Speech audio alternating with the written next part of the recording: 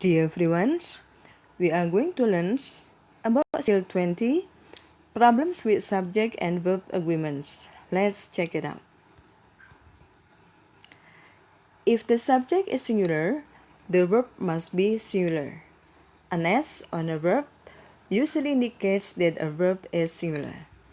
Kalau subjeknya dalam bentuk singular, justru verbnya atau kata kerjanya itu kita tambahkan dengan S. If the subject is plural, the verb must be plural. Kalau subjeknya dalam bentuk plural, justru verb atau kata kerja yang untuk plural itu tanpa S. Berikut ini adalah contohnya. The girl goes to school. The girl di sini adalah bentuk singular. Jadi kata kerjanya kita memakai es, goes. Kemudian the girls go to school. The girls di sini dalam bentuk plural. Kata kerjanya untuk present tense itu tanpa s, go. Next, the child plays in the park. The child di sini dalam bentuk singular. Jadi kata kerjanya dengan plays. Kemudian the children play in the park. The children ini dalam bentuk plural. Oke, bukan the childs. Jadi kata kerjanya untuk present tense di sini play tanpa s. The next examples, the ox runs to the farm. The ox, sapi jantan dalam bentuk singular, kata kerjanya runs, kita tambahkan dengan s. Kemudian the oxen run to the farm. The oxen dalam bentuk plural, kata kerjanya run tanpa s.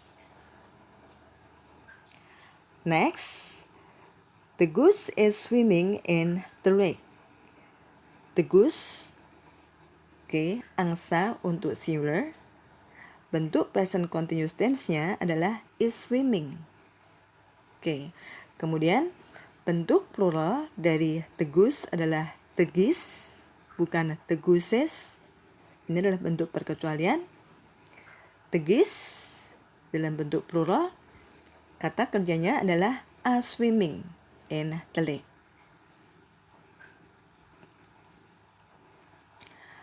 Make verbs agree after prepositional phrases.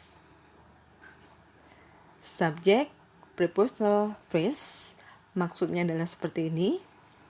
Kalau ada subjek yang dipisahkan oleh prepositional phrase, biasanya prepositional phrase ini dalam bentuk preposisi ditambahkan dengan noun, dan noun-nya bisa plural atau singular, maka yang kita perhatikan adalah bukan prepositional phrase-nya, tapi adalah subjeknya. Verb-nya menyesuaikan subjeknya, bukan menyesuaikan prepositional phrase-nya. Berikut ini adalah contohnya. The key to the cars is on the table. Yang harus kita perhatikan adalah the key, subjeknya, bukan to the cars-nya. Karena to the cars-nya di sini adalah prepositional phrase atau object of preposition. Jadi kata kerjanya yang tepat untuk the key adalah is. The key to the cars is on the table. Kemudian, the keys to the car are on the table. Abaikan yang to the car, object of preposition-nya di sini. Yang harus kita perhatikan adalah the keys-nya, subjeknya. The keys to the car are on the table. The next examples, the man in the magazines is your best friend.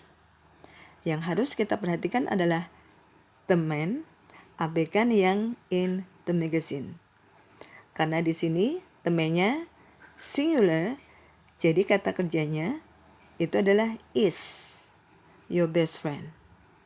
Kemudian the man in the magazine are your best friends. Perhatikan di sini pluralnya teman adalah teman dalam bentuk plural di sini. Oke, kemudian verbnya menyesuaikan. Lebih dari satu man, jadi the man and the magazine are your best friends. Now, it is time to practice. The interview conducted by some interviewers, yang menjadi subjek adalah the interview. Abaikan yang conducted by some interviewers. Karena subjeknya di sini cuma satu, the interview, jadi verbnya memakai S. Which one do you think is the best answer? A or B? Takes several hours atau takes several hours? The right answer is takes several hours. Several itu harus diikuti dengan noun dengan S. Takes several hours. B is the best answer. The interview conducted by some interviewers takes several hours. Next,